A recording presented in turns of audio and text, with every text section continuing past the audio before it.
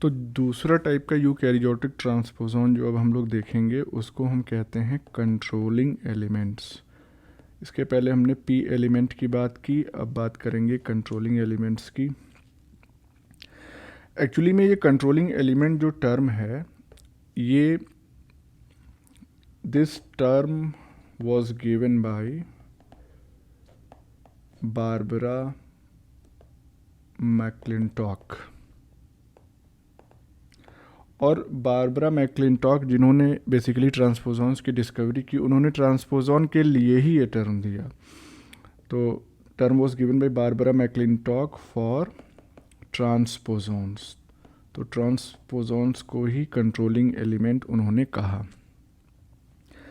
अब मैक्लिंटॉक ने बेसिकली दो टाइप के या दो classes of controlling elements discover किए, यानी कि two classes of controlling elements. और वो दो क्लासेस कौन कौन से थे ये जानना बहुत ज़रूरी इंपॉर्टेंट है। सबसे पहले क्लास को इन्होंने कहा DS और दूसरे को कहा AC। कभी कभी ऐसे लिख देते हैं, ACDS करके लिख देते हैं। DS stands for dissociation and this AC stands for activator. तो ये दो क्लासेस जो है कंट्रोलिंग एलिमेंट्स के इन्होंने डिस्कवर किए। उन्होंने ये पाया जब वो एक्सपेरिमेंट कर रही थी जी मेज़ पर, यानी भुट्टे के प्लांट पे, और उसमें बेसिकली जो सीड कलर आता है, उन्होंने देखा कि कई अलग अलग तरीके के कलर जो है वो सीड्स के अपीयर हो रहे थे, येलो से लेके ऑरेंज तक, ऑरेंज से लेके ब्राउन तक। तो ये जो variety of seed colour produce हो रहा था उसने उनको आकर्षित किया, इस सवाल को उनके जहन में डाला कि आखिर इस तरह के कलर चेंज क्यों हो रहे हैं। तो उसके बाद उन्होंने स्टडी की, और स्टडी करने के बाद ये दो कंट्रोलिंग एलिमेंट्स के बारे में इन्होंने फिर फर्दर डिस्कवरी की। तो इनको क्या पता लगा, DS एलिमेंट्स जो होते हैं ये भाई हैं तो ट्रांसपोज़ॉन ही, तो they could move in presence of AC। मतलब AC अगर मौजूद है, AC कंट्रोलिंग एलिमेंट भी मौजूद है, तो DS एलिमेंट्स जो है एक लोकेशन ऑफ जीनोम से दूसरी लोकेशन ऑफ जीनोम तक मूव कर सकते हैं। लेकिन अगर ये खुद अकेले हैं मौजूद जीनोम में या उस पर्टिकुलर क्रोमोसोम में, तो फिर ये मूव नहीं कर सकते हैं। तो इसका मतलब कुड नॉट मूव अलोन, यानी कि अगर AC एब्सेंट है तो ये मूव नहीं कर सकते हैं। लेकिन जो एक्टिवेटर कंट्रोलिंग एलिमेंट्स या एक्टिवेटर ट्रांसपोज़ॉन्स हैं ये मूव कर सकते हैं। They could move either in presence और एब्सेंस ऑफ DS हो तब भी मूव करेंगे, DS ना हो तब भी मूव कर जाएंगे। कौन? AC एक्टिवेटर जो कंट्रोलिंग एलिमेंट्स हैं। तो उन्होंने ये जो फाइंडिंग थी इसका क्या इन्फ्रेंस ड्रॉ किया, इससे क्या पता लगाया, निष्कर्ष क्या निकाला। उन्होंने ये कहा, ये सोचा कि हो ना हो ये जो AC एलिमेंट है, AC ये कुछ तो ऐसा प्रोड्यूस करता होगा जो इसके मूवमेंट को, यानी AC और DS दोनों के मूवमेंट को फैसिलिटेट करता होगा। तो इसका मतलब कि AC एलिमेंट क्या है कि it made a product that could promote the movement of both AC यानी कि इसका खुद का मूवमेंट एंड DS एलिमेंट्स। और आज के डेट में हमको ये मालूम है कि ये जो प्रोडक्ट है वो क्या है, कि now it's known that it is transposase. Transposase enzyme ही वो एंजाइम है जिसकी वजह से ट्रांसपोजॉन्स अपनी जगह से कट होके और दूसरी जगह पे पेस्ट हो जाते हैं। अब सवाल ये आता है कि ये जो दोनों AC और DS एलिमेंट्स हैं ये कैसे बनते हैं। तो DS में एक पॉइंट हम यहाँ पे अगर और ऐड कर दें DS एलिमेंट्स में, वो ये है कि it is the deletion derivative of AC, यानी कि AC एलिमेंट का कुछ हिस्सा डिलीट हो जाता है तो DS एलिमेंट बन जाता है। अब इसको कैसे समझेंगे? इसको समझने के लिए हम एक डायग्राम की हेल्प लेंगे। Let's see the diagram.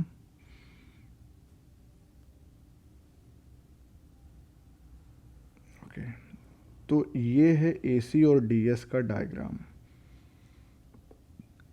अब यहाँ पे अगर आप ध्यान से देखें तो AC एलिमेंट का ये साइज़ भी दिया हुआ है 4563 बेस पेयर। ट्रांसपोजेज जीन भी इसमें मौजूद है कहीं पे। अब इतना ही हिस्सा हम कह सकते हैं, suppose let's say this much area is of transposase gene.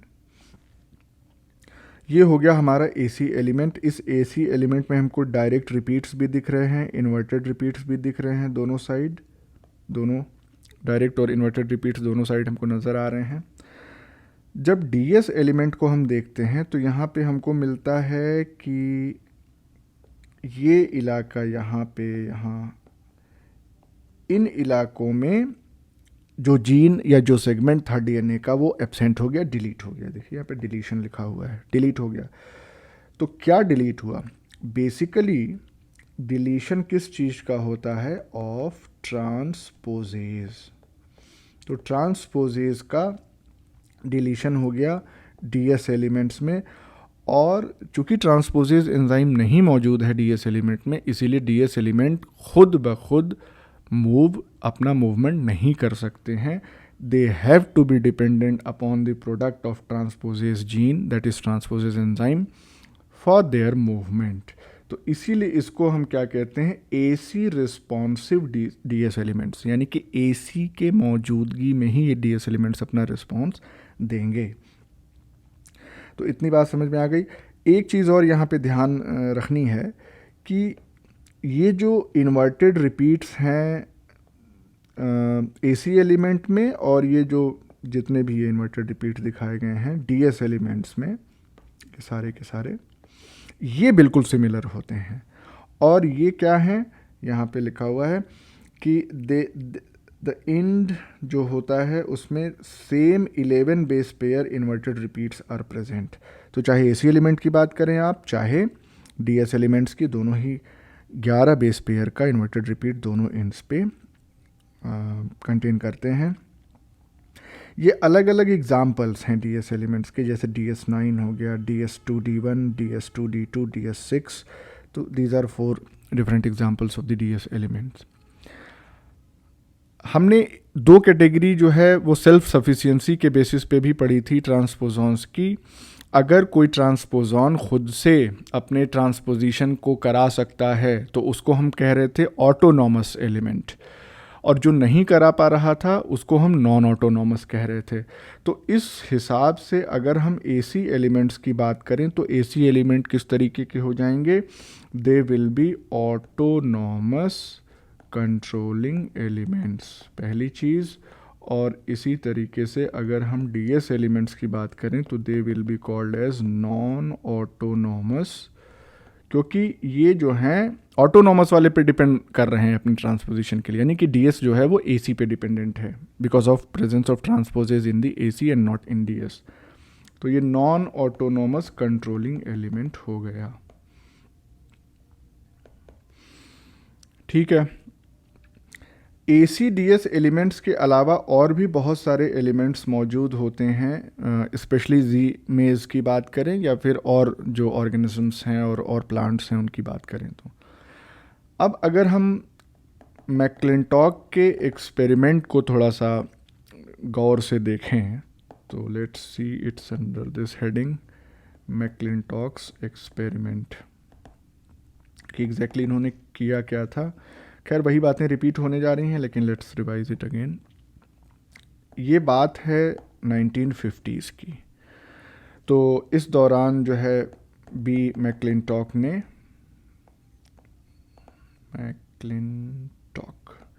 इन्होंने यही एसी और डीएस एलिमेंट जो है इसके बारे में डिस्कवरी की, और इन्होंने ये देखा कि ये जो डीएस एलिमेंट है, ये डीएस एलिमेंट स्पेशली ये क्या करता है, it causes a chromosome breakage. ये क्रोमोसोम में ब्रेकेज कॉज करता है। कहाँ पे? At a point adjacent to its own location, यानी कि जहाँ पे ये खुद मौजूद है, कौन?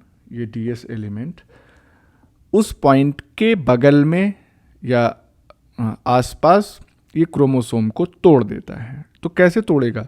खुद वहाँ से हटेगा, खुद अपने आप को तोड़ के निकलेगा, तो साथ में क्रोमोसोम का उतना हिस्सा भी लेके ये निकल जाएगा। अभी एक डायग्राम की हेल्प से इसको हम समझेंगे। और फिर उसके बाद ये तो इसकी वजह से हो रहा था। इन्होंने ये भी ऑब्जर्व किया, जो अभी हमने बात ऊपर की, कि it can do so only in presence of another element, जिसको हम क्या कह रहे हैं, जिसको उन्होंने क्या कहा, एसी या एक्टिवेटर। ठीक है। अब मैक्लिंटॉक के सामने बड़ी ये चुनौती आई कि ये इन दोनों एलिमेंट्स को मैप नहीं कर पा रही थी जीनोम में। तो शी फाउंड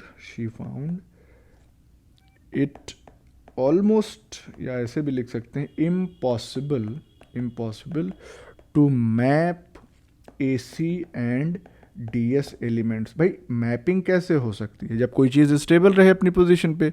जब ये इधर उधर मूव कर रहे हैं तो इनको जीनोम में मैप कर पाना बड़ा ही चैलेंजिंग था, ऑलमोस्ट इम्पॉसिबल। क्यों? कारण वही है कि ये लगातार अपनी पोजीशन को क्रोमोसोम में चेंज कर रहे हैं अलग अलग मेस प्लांट्स में।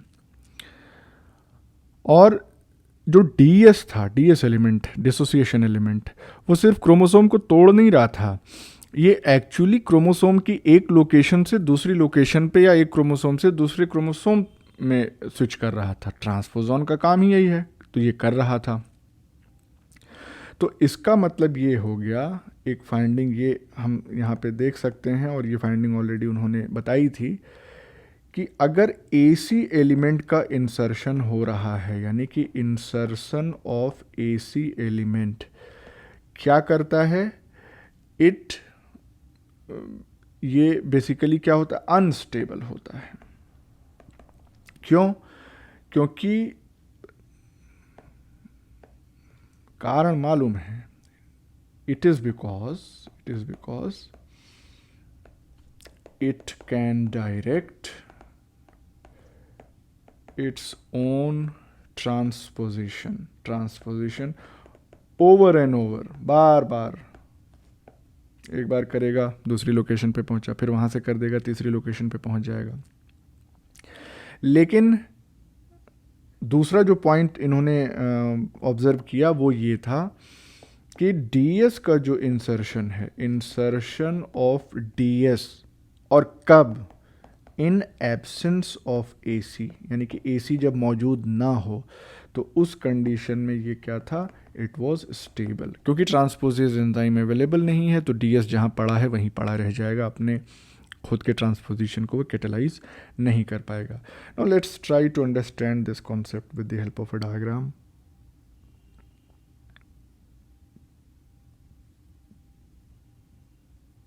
ओके, ये है दिस। अब इसमें देखते हैं, लेट्स सी। यहाँ बेसिकली हो क्या रहा है कि एसी जो है वो एब्सेंट है, डीएस जो है वो नॉट ट्रांसपोजेबल है, क्योंकि एसी नहीं है तो ट्रांसपोजेज एंजाइम नहीं, तो डीएस ट्रांसपोज नहीं कर पाएगा। तो यहाँ पे हो क्या रहा है, let's see, WW plus heterozygote जो है वो वाइट फिनोटाइप दे रहा है। ये देखिए, ये DS एलिमेंट मौजूद है यहाँ पे, और ये हो गई हमारी W और ये W प्लस एलील। W जो है वो डोमिनेंट एलील है, तो ये म्यूटेंट वाइट फिनोटाइप दे रही है सीड्स में, मेज में, भुट्टे में। जबकि W प्लस जो है वो रेसेसिव एलील है, जो कि वाइल्ड टाइप फिनोटाइप देती है, जो कि डार्क कलर देती है सीड को। चूंकि AC एब्सेंट है, इसलिए ये फिनोटाइप्स हमको मिल रहे हैं। लेकिन जब AC मौजूद है तो उस समय DS ट्रांसपोजेबल हो जाता है, क्योंकि उसको ट्रांसपोजेज एंजाइम AC द्वारा मिल गया। अब यहाँ AC भी है और यहाँ पे DS भी है, तो क्या होता है इसमें, अब DS, अगर यहाँ पे लोकेशन आप देखें तो DS ये दिख रहा है और यहाँ पे DS चेंज हो गया, ये जस्ट W एलील के बगल में आके बैठ गया, यानी कि DS का ट्रांसपोजिशन हो गया।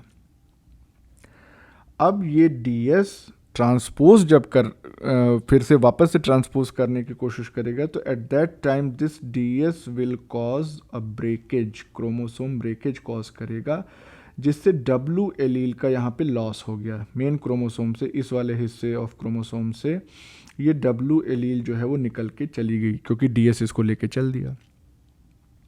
तो इसका मतलब कि अब इस W का एक्सप्रेशन नहीं होगा, तो अब जो एक्सप्रेशन आएगा वो W प्लस एलील, जो कि रेसेसिव थी, अब चूंकि वही मौजूद है तो अपने आप को एक्सप्रेस कर जाएगी। तो now the phenotype will be dark of the recessive allele. तो ये जो है, ये पूरी मैकेनिज्म एक्चुअली इसको ऑब्जर्व किया उन्होंने और इस तरीके से आउटलाइन इसको किया था। तो अगर हम ये फिगर में जो लिखा हुआ उसको पढ़ दें, तो in the presence of AC element की मौजूदगी में जो DS एलिमेंट है वो ट्रांसपोज कर देगा। अगर AC एब्सेंट है तो DS जो है वो नॉट ट्रांसपोजेबल है और क्रोमोसोम में ब्रेक्स नहीं हो पाते।